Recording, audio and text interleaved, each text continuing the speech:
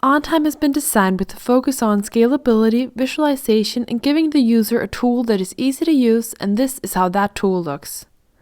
The first thing you'll notice when opening the group calendar is the clear and graphical overview of your and your colleagues' schedules and whereabouts. Here you have all your colleagues' calendar entries with the amount of details that you've been given the right to see. This means that there might be colleagues who you can only see availabilities on, while you can see all the meeting and entry details on others like the agenda and location. I can choose which people I want to see in my calendar by choosing between the different groups, which is described much further in another video, but more than being able to just see people in the calendar, I can also see internal Domino team calendars displayed as a single row, and I can choose to see overlay calendars from the notes calendar if I want to.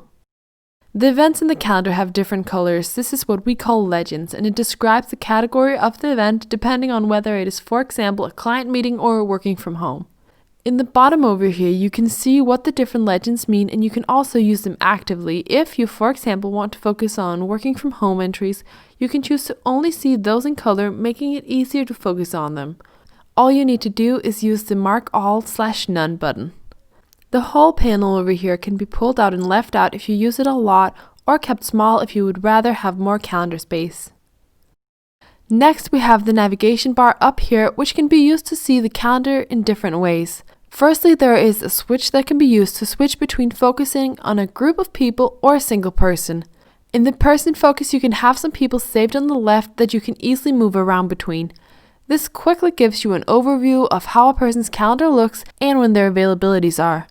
If you have the rights to edit in the person's calendar, I can also do that from here, whether I need to create new events or reply to calendar notices for them. Next to the switch, there are some different views that can be used to see the calendar. There is a day view, a 3 days view, a week view, 2 weeks view, and a time off view. All views are configurable, so for example, when I look at my 3 days view, I can click on the arrow and I can then see I have some different options available. I can set the time frame that I want to see in the calendar. This means that I only see the relevant time during the day, giving me a simpler overview. I can choose the number of days I want to see in the days view, so I might change it from 3 to 6 days. The row height defines how many overlapping events I can see while still being able to see the event description. This allows me to make it small if I want to fit many people into the view, or large if I'm working in a team where it is more important to see details. I can choose to show availability, which shows working hours for the individual in the calendar and are made to give colleagues a general overview of when they can expect you to be working. Lastly, I can choose whether or not I want to see overlays in the calendar. I can also adjust things in the week view, and here I can also choose whether or not I want to show weekends.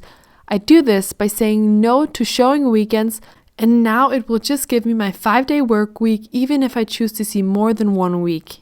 In the navigation bar, I can also choose to see the time off view, which gives me an overview of when people are away from the office. The things I see here depend on what has been chosen in the company to count as time off, whether it is vacation or maternity leave. This makes it really easy to plan and coordinate holidays, whether it is about getting something done before people go on vacation or making sure that there's always someone from the IT department who are working. Next, I have the list view where I can get the calendar events illustrated in a different way. On the left side here, I can specify the things I'm seeing by choosing a time frame, the users whose calendar I'm searching in, and even things like category, invitees, and legends. The events that fit my search criteria will appear out here, and from here I can then access them and even export them from OnTime in case I need to send, share, or print them. After the different views, I have a question mark. This leads you to the YouTube playlist relevant for the version of OnTime you're running. This way, you're never far away from a helping hand if you have trouble figuring something out. Lastly, in the top right corner, I have the settings. From here, I can do a few different things. Firstly, I can set the language and date time format for my calendar. This means that I can choose myself which language I'm using even though the rest of my organization is using another language. Under this, I have the working hours. Here I can choose the time zone I'm working in and then what time people can generally expect me to be working. It could be that I don't work Mondays or that I leave early on Thursdays. This way, people aren't booking meetings with me outside of my personal working hours. Just like with everything else, this quickly and automatically updates in the calendar. The last function we're going to go through is print, which allows you to print people's calendar data directly from OnTime. Here's how you do it. The first thing you do if you want to print is to select the different people whose calendars you're interested in. You automatically have yourself included in the selected people, but if you don't want to print your own calendar, you can deselect yourself in the Meeting Manager column here. Then you can just go up and click on the Print button. Here you can firstly see how many users you have chosen, and then you can go down and choose the time period you would like the print to be off. Underneath here, you can then choose how you would like the print to look, whether you want it to be shown like the days of the week view from the group calendar, if you want to include weekends, and if you want the print to be vertically or horizontally oriented. Then when you're done filling all this out, you can just click print and it shows you how to look, and you can then either print it or download the document as a PDF from here. Most of the things that you can use here in the desktop client are also available when using OnTime Mobile, which allows you to stay connected even when you're on the go. This concludes this introduction video about the OnTime Group Calendar. Hopefully it gave you an insight into how to navigate around the OnTime interfaces and into the possibilities that the group calendar opens up to.